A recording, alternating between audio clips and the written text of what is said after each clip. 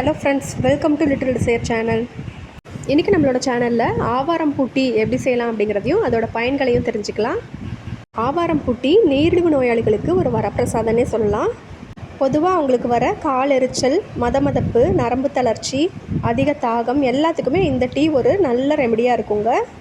இந்த டீ இல்லைன்னா கஷாயத்தை ரெகுலராக எடுத்துக்கும் போது சுகர் லெவல் கண்ட்ரோல் ஆகிறத நம்ம கண்கூட பார்க்கலாம்.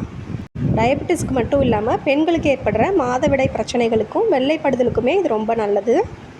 அடிக்கடி யூரினரி இன்ஃபெக்ஷன் ஏற்படுறவங்க, அல்சர் இருக்கிறவங்களுக்கும் இது ரொம்ப நல்ல ரிலீஃபை கொடுக்குது. இது நம்மளோட ரத்தத்தை சுத்தப்படுத்தி உடம்புல இருக்க நச்சுகளை எல்லாம் வெளியேற்றுது. நம்மளோட நோய் எதிர்ப்பு சக்தி அதிகரிக்க வாரத்தில் 1-2 தடவை இதை கண்டிப்பாக எல்லாருமே எடுத்துக்கலாங்க. குழந்தைகளுக்கும் இதை நம்ம ரசம் மாதிரியோ இல்லை சூப்லையோ சேர்த்து கொடுக்கலாம். இந்த பூவை கொஞ்சமாக பருப்பில் சேர்த்து கடைஞ்சும் நம்ம உணவில் சேர்த்துக்கலாம். இந்த பூ எனக்கு கொஞ்சம் ஃப்ரெஷ்ஷாக கிடச்சிதுங்க. இதை வச்சு நம்ம எப்படி டீ செய்கிறதுன்னு பார்க்கலாம். காய வச்ச பூ நாட்டு மருந்து கடைகளில் கிடைக்குது. அந்த பூவையும் யூஸ் பண்ணி இந்த டீ போட்டுக்கலாம்.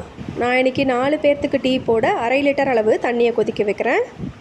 தண்ணி கொதி வர ஆரம்பித்ததும் 2 கைப்பிடி அளவு ஆவாரம் பூவை நான் 2 வாட்டி நல்லா அலசி வச்சுருக்கேன், அதை சேர்த்துக்கிறேன்.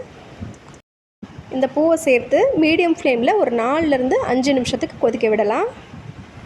இந்த டீ நல்ல துவர்ப்பாக இருக்குங்க. அப்படியே குடிக்க முடியாதவங்க இனிப்புக்காக பனங்கற்கண்டு இல்லைனா பனங்கருப்பட்டி சேர்த்துக்கலாம். நான் 1 டேபிள் ஸ்பூன் பனங்கருப்பட்டி சேர்த்துக்கிறேன்.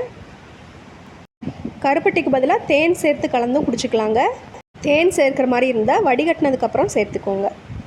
இது நல்லா கொதிச்சு வந்துருச்சு. இப்போ நம்ம வடிகட்டிக்கலாம். ரொம்பவே ஆரோக்கியமான ஆவாரம் பூ டீ தயாராகிருச்சு. இதில் நான் ஒரு 4-5 ட்ராப் லெமன் ஜூஸ் சேர்த்துக்க போகிறேன். லெமன் ஜூஸ் வேண்டான்னு நினைக்கிறவங்க சேர்க்க வேண்டாம். இந்த ஹெல்த்தியான டீயை கண்டிப்பாக ட்ரை பண்ணி பாருங்கள்.